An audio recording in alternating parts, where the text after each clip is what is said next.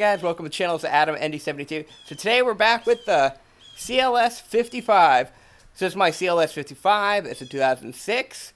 It's got a couple mods done to it, but nothing major. In a previous video, like way back, I'll put a link somewhere around here, somewhere on the video. We did the upgraded intercooler pump. We did an upgraded heat exchanger, which helped out this car a lot. But now what we're going to do today, a little bit more of a cooling stuff. We're going to do the split cooling system, and then do, where is that? A remote reservoir. We're going to see if we can fit this in there and show you guys how to fit this one in. This one's sold by a couple companies. This is just a BMW coolant reservoir with a BMW bracket. We might have to use that bracket. We're going to modify it and see if we get it to work and see where I can fit it in here the best. Now, this part was a free part. It was given to us with the car. We just haven't got around to put it down. But it's so hot in Florida. We were doing some data logging on this car. This car runs an average of 25 above ambient. It's like 90 degrees out here, so it definitely would benefit from this mod. I'll show you how to do it. It's an inexpensive mod, and we'll try to take it step by step. And just to give a quick rundown of this car. This car's got the VRP intake system. It's got a Eurocharge ECU and TCU tune. It's got a set of long tube headers on it. More or less, kind of a full exhaust for the CLS. And that's kind of it. Factory pulley. And then, oh yeah, then it's got the VRP front mount heat exchanger. That's either VRP or Eurocharge. I can't remember. You know, it's got a lot of maintenance done to it. Coils, plugs, so on and so forth. So we're going to see if we can kind of get this reservoir somewhere to fit over here. And then maybe eventually we'll do a nice little under the hood tank on this. Not sure yet, but we at least want to do this because we can do the split cooling system. All this is free. We're just going to buy a series of fittings. And it should be a pretty easy mod. Okay, step one of this job was find a place to put it. So we removed part of the VRP intake system. So I was thinking I could shove it in there. Nope, won't clear even if I remove all this heater stuff. So then I thought about shoving it over here. Still will not fit. And to route pipes that'll go from there to there, it's going to be a little bit inconvenient. The best place I found for it to sit was going to be like right here. It fit in there so good and so nicely, but the VRP intake setup goes right into there. So I'm going to show you what the idea I got. Let me rip everything back apart and put it in. Bam! Right there. Can you even see it? No. It's almost impossible to see. So where I hit it was right down there. Can you see right there? Now let me go to light. Bam! Now you can see it with the light. So I got it sneaked right in there, right behind the grill. And I'll tell you a couple benefits and pros and cons, but let me show you how it sits. None of this is really bolted in. That goes there. This horn, where's the belt? That horn comes out. And then with this BMW complete bracket, it's got two mounting holes right there. It'll go right over there to cross member. So, couple pros and cons of this. Putting it in the engine bay, you add unnecessary heat, in my opinion, and then you're basically heating up the water that you're trying to cool down. Putting it over here, you eliminate a lot of the hot air. It's in front of the fan, so it might cool down a little bit. You're getting fresh air to cool down, and it's pretty easy because the heat exchanger is right down here, so the piping shouldn't be that bad. Another good thing about that is it mounts right in there. I don't have to move anything away, and it fits so snug right there. Like, that's not bad at all. One disadvantage I know for bleeding this system. So right now, since that's going to be a lower point, this is still the bleeder we'll have to use. Unless I think I'm going to make enough hose, so when you want to bleed it, it'll just stand up here, you'll bleed it, and then when you put it back down, it'll become from the highest point to the lowest point. Not sure exactly yet. But that should be pretty easy to do. So we're going to start knocking out doing the split cooling system and see how hard it is to run piping there. So to start, you want to get this bar out of the way and start getting this fan out of the way. So you're going to do these. Let's make sure I got it going the wrong way. You got some over there. You got some over here. And you got some over here. All right, putting this down because now I'm dropping bolts. So you're going to knock all those out and swing this over. Now that you got that swung over, you just swing it out of the way. You got so much more access to the fan. So since we have to do the split cooling, we're going to start and get the fan out of here, undo the plug right there. You should get a lot more wiggle room now with this. Just be careful. And we're going to start undoing these hoses, the coolant lines, because we're going to have to add coolant anyways. Also, don't forget these little clips right here for the radiator to fan shroud. They come right out with just a little screwdriver. Do one and do two. Alright, so now with that fan out of the way, you got all this room for activities. And this is a good point in time to just like check over all your belts, check your pulleys, see if you see anything crazy. You know, make sure you got no unnecessary wear. Alright, so the part we're going to be looking for, probably still leaking, see we hear a little drip, drip, drip. we undo this hose. The part we're looking for is right here. So if you could see, I'm trying to get a little bit of angle. This is basically like an eye. So you got supercharger piping going on the bottom and normal coolant going on the top. And then it connects right here. So basically all we're going to be doing is getting a straight, and you delete this whole I, T, whatever you want to call it, junction right here. So what we got to end up doing is, so you want to keep these hoses, and you're just going to break and replace these pieces right here. So we're going to start ripping it out and get a better look up top. Okay, so an easy way to get this piece off is break it, and then you're going to take this over to the vise. I'm going to show you an easy way to snap this out and be able to get all these pieces. All right, so now you take this piece, you can put it in a vise, put the vise kind of on the metal a little bit, and then you just turn, and it'll snap this plastic right off. And then you just pick it all out, and you'll save the hose, but destroy the plastic piece. You don't need no more. All right, I'm going to have to put 2 hands down, because it's a little bit of a back and forth job. All right, so here's the other piece that goes to the heat exchanger. So this side went to the heat exchanger, this side went to the supercharger, and this is one of those T's. So on the factory setup, you have this little clip that you undo, and now I'm going to show you how we break these on the vise again, because we try to break them in the car, it didn't work that well. But with the vise, this should just shatter pretty easily, and then we'll save this hose, because we're still going to use that hose.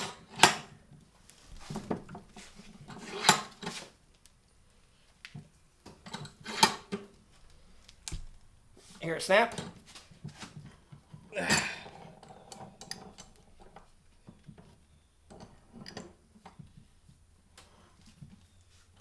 So it might take like 2 or 3 like back and forths with this, but you're just breaking plastic. The older, more mileage your car is, probably the easier this is because it's going to be more brittle. The CLS, this crap is actually pretty effing strong for us right now. But I'll get it. Man, let me flip it this way.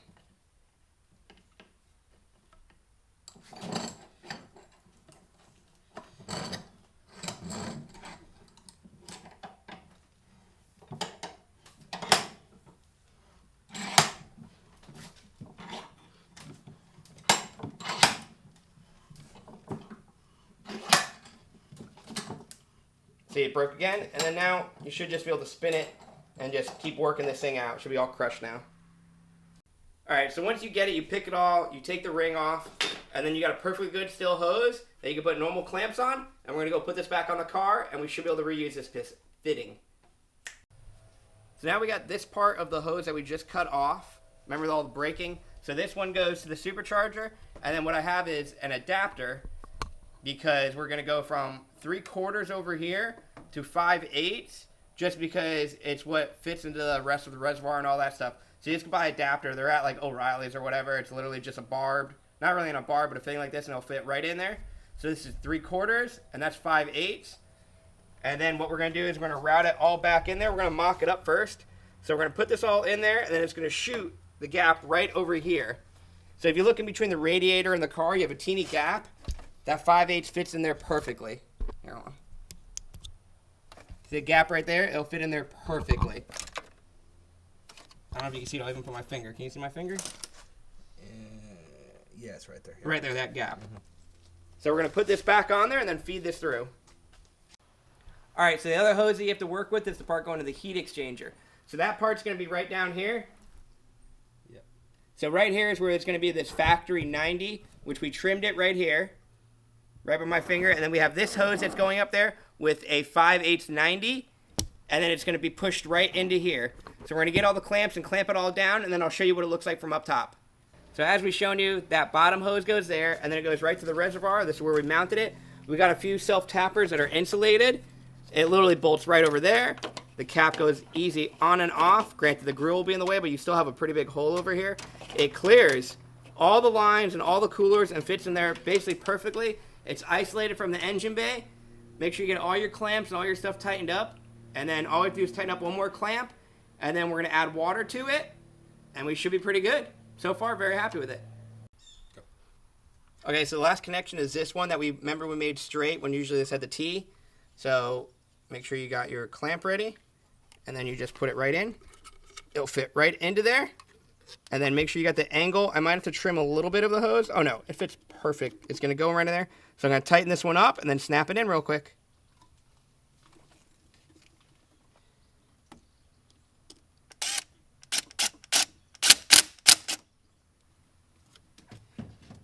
And then I might have to get this clamp out a little bit.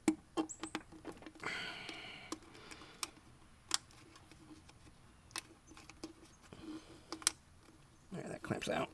Make sure that hose is suited. I kind of hate these clamps, but they're good and bad. Because I'm fighting this one really bad right now. Okay. Say nice things to it. It'll work. Come on, little car. Be nice. You don't have a name yet, but don't have a bad name. Come on. She don't like you. Okay. We're going to start this over again.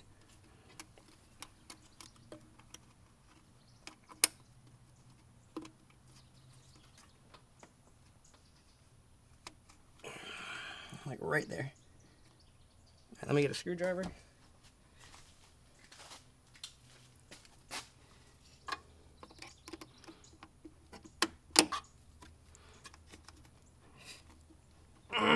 That's on there good now.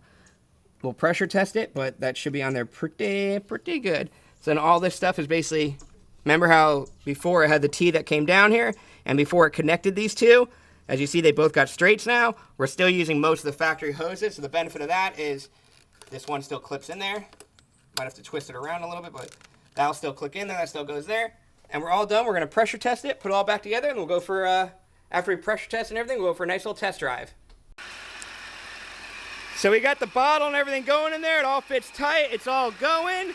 We're just going to keep filling it up a little bit, and then we'll purge it from there when I put the cap on, and it should be all good for a test drive. So everything's back on, and it's looking pretty good. And this is what it looks like with the grill there. So it's easy to access, easy to get your hand right in there. As you can see, I got plenty of room for fun activities and pouring water and all that stuff. Perfectly good. Horn still on there, everything on there. Works perfectly good for a CLS. Should be basically the same for E55 and so on, just a different grill setup. But on the CLS, it goes in there pretty easily. All right, guys, so we're here the next day. We're going to go do some data logging and all that stuff to see how much temps we lost. So we drove the car over here already. We drove it around, so it's still a little bit hot right now. It's sunny as crap in Florida. It's about, I want to say it's in the 80, 85s. So we got the split cooling system. We're going to actually do a little bit of data logging and see how much temp it actually dropped. And to help it out a little bit, we're going to throw an ice cube or two in here. Okay.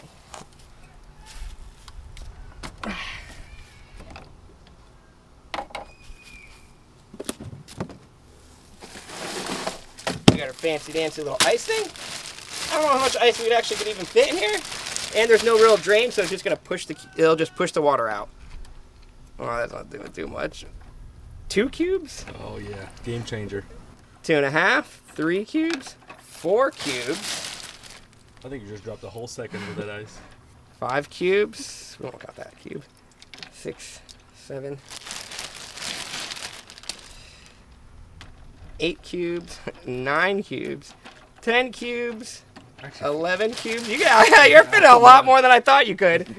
12 cubes, 13, 14, 15. We'll go. I think we maxed out there. There it is. 16, 17, 18. I think they're melting as I put them in, though, so that's good. 19. Nope, 19's it. That's it. I'll move it around a little bit. Yeah, 19's really it, because I don't even know if I can get the cap on now. It's like a martini, you gotta stir it up. There you go. Oh yeah. So 19 ice cubes. Let's go see what this does. All right, so we're driving around. It's now, the outside temperature is 90. We're at 91. We've just been cruising and driving, just getting some more heat back into it. 93 a little bit. So now we're gonna slow down and do a nice 20 pull here in Mexico, and we'll do some data logging. All right, I hit the logger. I got my professional race car driver over here in Mexico doing stuff. All right, you slow down to a 20 pull whenever.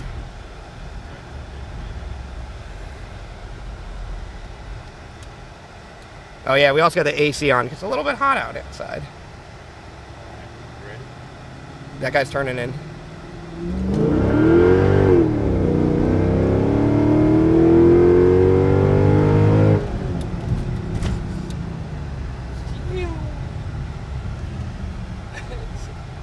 that was pretty good, and you can see the recovery time. We're just cruising right now. It's still recovering pretty well. 104, 103, 102. Not bad, not bad. We'll pull back into that. Well, we'll fly back to Mexico and pull back in and just check everything, make sure everything's good. But it looks like now we're staying at 102, which still isn't bad. That's like, what, 12 above ambient?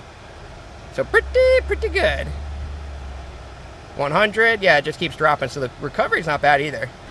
All right, so we're just going over the data really quick inside the car. So I'm trying to go right there where you can see where we floor it. Don't really look at the miles per hour. It is a little delayed with this system, but everything else pretty accurate. So right there you floored it.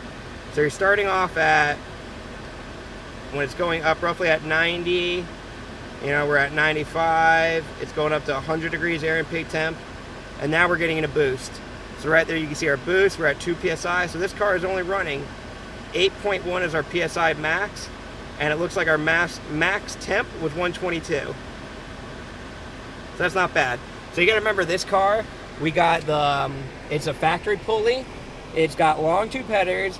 It's got Eurocharge TCU and ECU tune, which I'm not a fan of, because this pump won't even click on until we are already moving like 10 miles an hour. And then it's just got the heat exchanger.